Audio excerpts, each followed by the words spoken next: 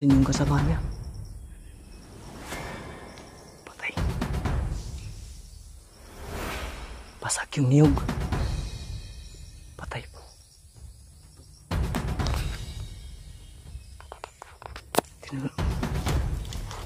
Ang bilis.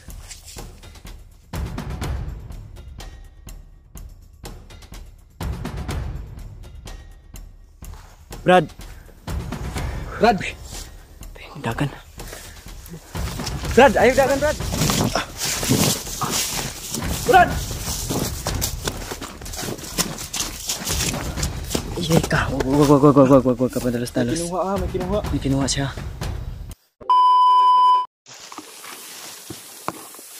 Hindi masarap na ito. Ay ko.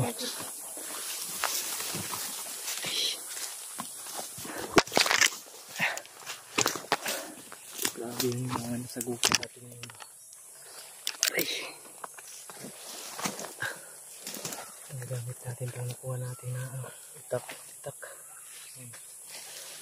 Ang laking tulong yan sa pagbukas ng nyug. Napakatalim. Parang talagang dinisenyo para sa commander ata to. Commander siguro. Pang unique yung pagkagawa ba? Ano pa, sobrang sinaw. Sobrang talim pa. Maputi pa ba? Siguro ang talas din ng gamit yan. Ang talas ng ano. Ito magagamit na rin to. Para puksain ng mga masasamang tao.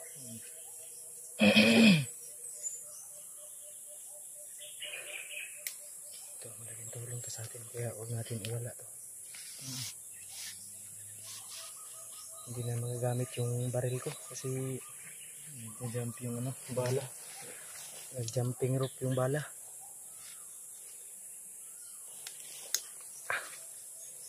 Okay.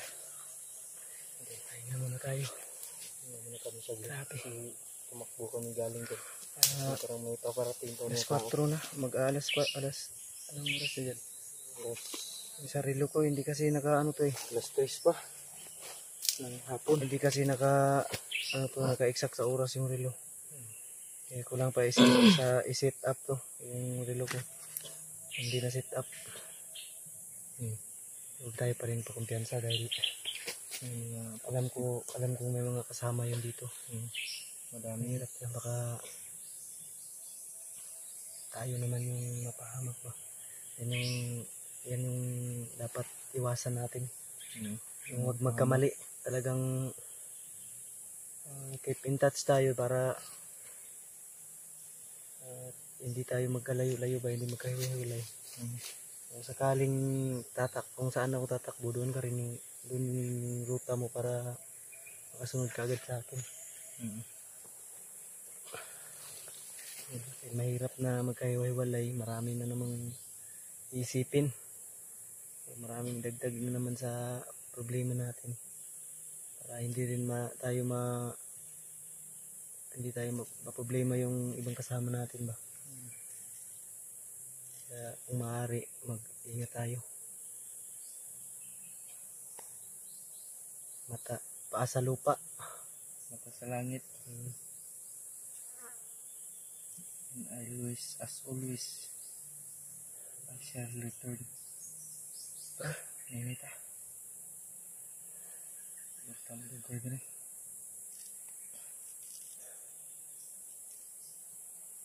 Ang init pa ng barahon. Kahit hapon na, mainit pa rin. Kakaiba yung nararamdaman ko. Parang yung aura na yung gagaling. May mga kalaban talagang paparating. Hindi tayo magtatagal dito. Tayo dadaan. Pakiramdaman ko yung paligid kanina. Kakaiba yung pakiramdam ko dito.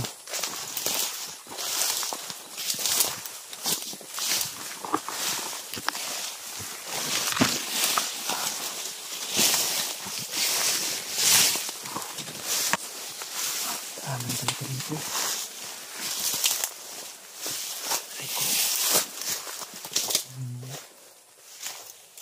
Nakalapit na tayo doon sa tracking device na GPS ba?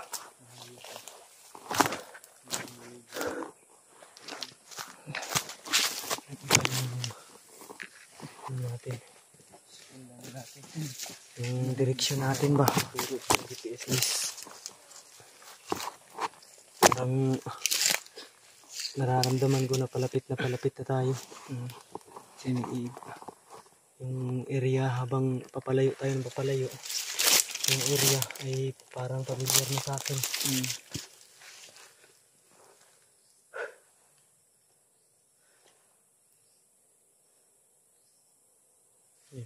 Yung mga boses, yung mga nagpuputukan sa unahan mo.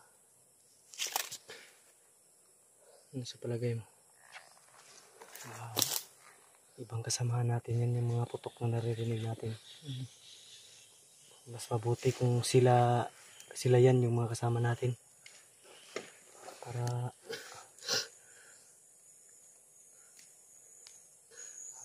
magkita-kita tayo. Mas maganda kasi pag sama-sama para yung mission mas mapapadali. Dahil kung ganito o sa ganito talagang mapapabilis din naman yung pero watak-watak tayo.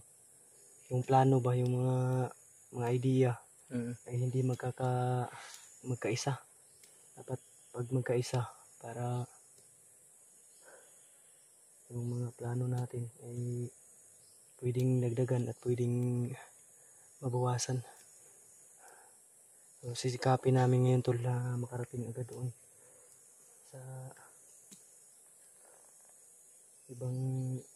pinagdalhan mismo ng bihag. Kawawa yung binibigay ng GPS. Saka tayo nagsayang ng oras pa.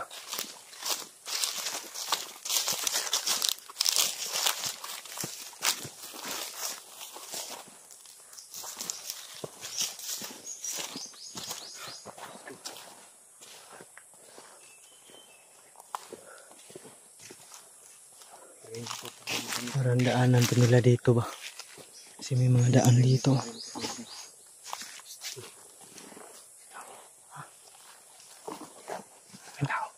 Kelaban?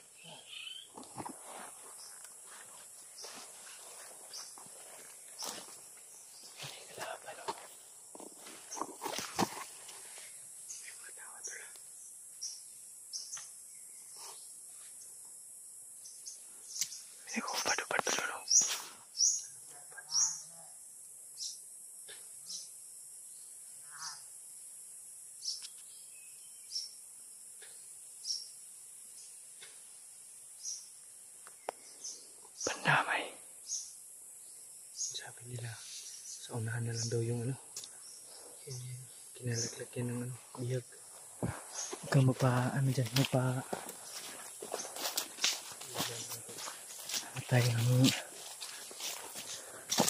hindi tayo makita.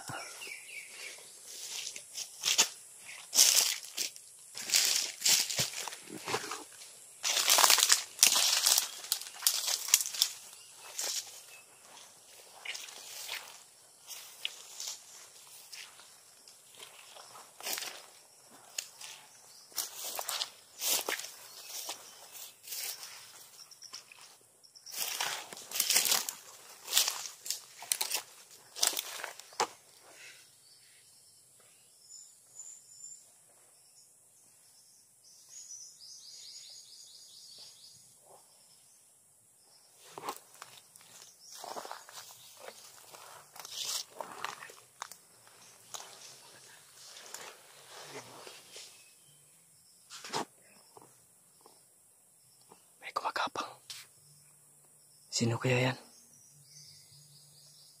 Baka kasama natin yan.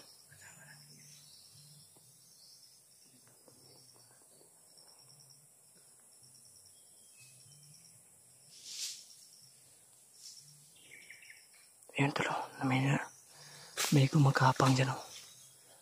Siguro kasama rin nila yan.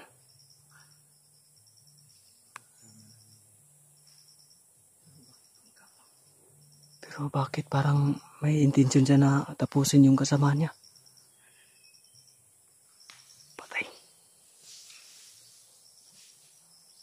yung niyog. Patay po.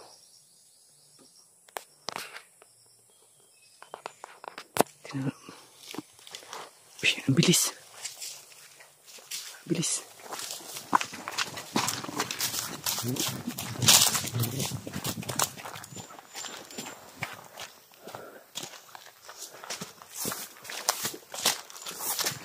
Sino kaya to? Bakit pinakatay niya yung mga kasama niya? Malaking palaisipan to. Pandamay kinsa kan eh. Pagkasamaan lang natin yun. Patay ba eh.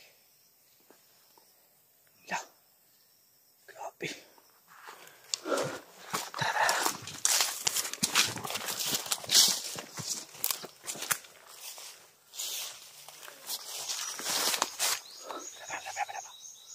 Baka makita tayo.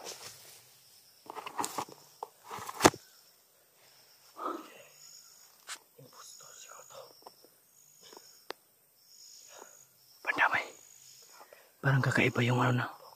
Kakaiba yung dating. Ito pala yung kakaibang aura.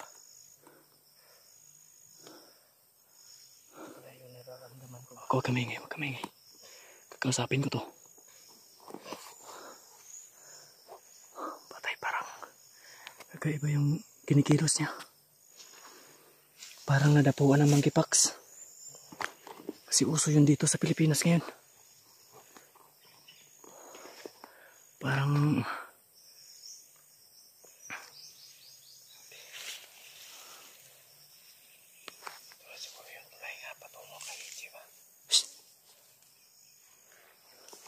Brad!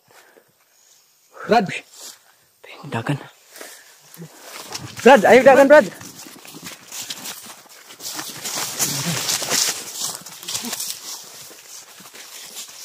Wala. Uy, pandamay. Wala.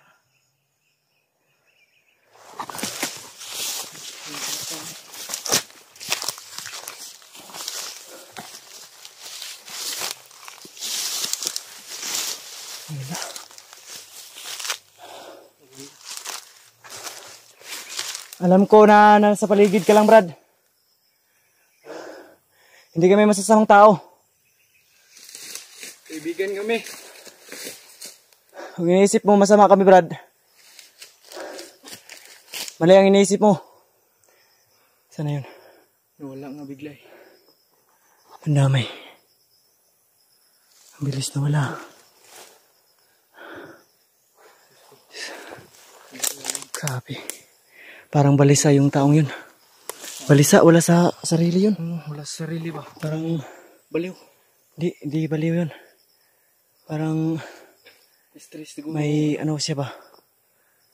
Parang may bigat siguro yung nakatungkulan.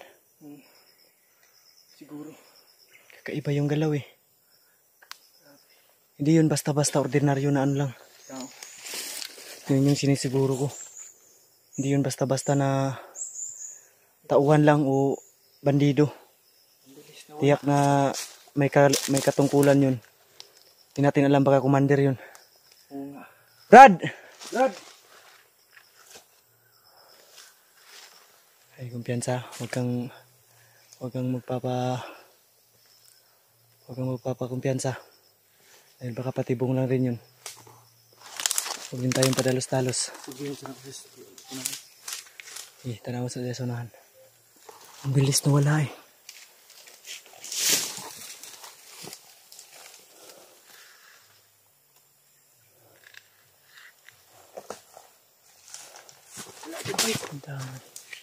Wala. Napakabilis naman yung ayon sa nakita ko. Hindi basta-basta yun na ano lang, na bandido lang. Kasi doon ako nagbabase sa mga galaw niya na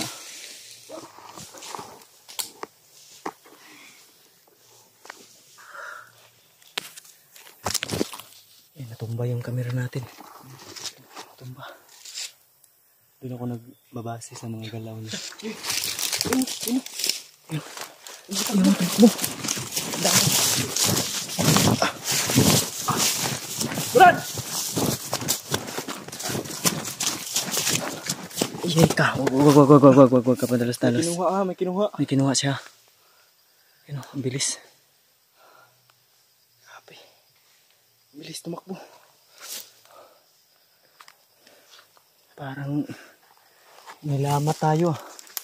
Doon tayo galing sa sinundan natin tapos dito dumaan. Lumabas. Baka may tagaulilong yun. Ang damay. Magkagupit sa ganyan na. Yan o, may landmine siguro yan ba? Patay, linya gini sa landmine ba? Landmine to. May mga PC oh. May connect dyan sa itaas. Yun oh. Nilalagyan nila ng Kable ng landmine yan. Oh, nilalagyan nila ng pamalatandaan yan. Kasi pag yung kasamahan nila pag tumapak dyan. Para hindi matapakan ng mga kasamahan nila. Goodness.